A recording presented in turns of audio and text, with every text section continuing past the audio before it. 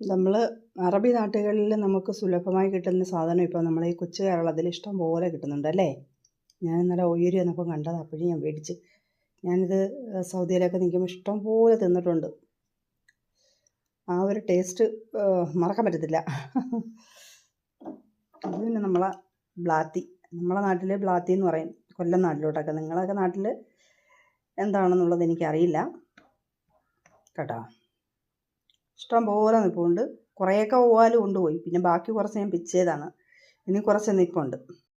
ഈ പടന്ന് കിടക്കുന്ന കോവയ്ക്കാണ് കേട്ടോ. മഴക്കാലമായതുകൊണ്ട് കോവയ്ക്ക് ഇപ്പം കുറച്ച് ഉള്ളു. കുറച്ച് കൊടുത്തിരുന്നു, തോനെ പിടിച്ചിട്ടോ. ഈ വർഷം ഒരുപാട് പിടിച്ചു. ഉണക്ക സമയത്താണ് കോവയ്ക്കയുടെ ആ ഒരു ടൈം എന്ന് പറയുന്നത്. ഇത് റാട്ടുമ്പ്, ഇത് ഫ്രാഷൻ ബൂട്ടാണ് കേട്ടോ. ഇഷ്ടംപോലെ പിടിച്ചിട്ടുണ്ട് ഈ പ്രാവശ്യം. ഇഷ്ടം പോലെ പിടിച്ചിട്ടുണ്ട്. ചെറിയ ഒരുപാട് പിടിച്ചിട്ടുണ്ട്. ഒരുപാട് പിടിച്ച് കിടപ്പുണ്ട്.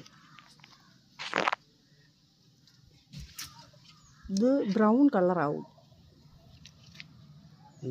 ഇഷ്ടംപോലെ പിടിച്ച് കിടപ്പുണ്ട്.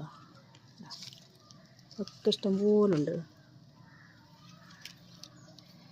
ഇത് കോവയ്ക്ക ഇഷ്ടംപോലെ നിൽപ്പുണ്ട്. കോവയ്ക്ക ഒരുപാട് ഞാൻ പുറത്ത് കൊടുത്തു. പ്രാവശ്യവും ഇഷ്ടം പോലെ പിടിച്ചു. മഴ ആയതുകൊണ്ട് കുറവാണ്. കോവയ്ക്ക് ഇഷ്ടം പോലെ ഉണ്ടായിരുന്നു.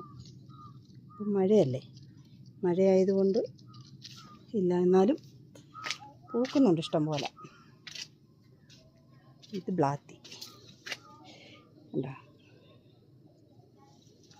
മഴ ആയതുകൊണ്ട് ചെറുതായിപ്പോയി, ഉരുണ്ടിപ്പോയി. ഒരുപാട് പൂവാല് കൊണ്ടുപോയി. പിന്നെ നമ്മളെ റംബൂട്ടാനിൽ ഇതുവരെ കാ പിടിച്ചിട്ടില്ല. ഇങ്ങനെ പൂക്കുക, അങ്ങ് പൊഴിഞ്ഞു പോവുക.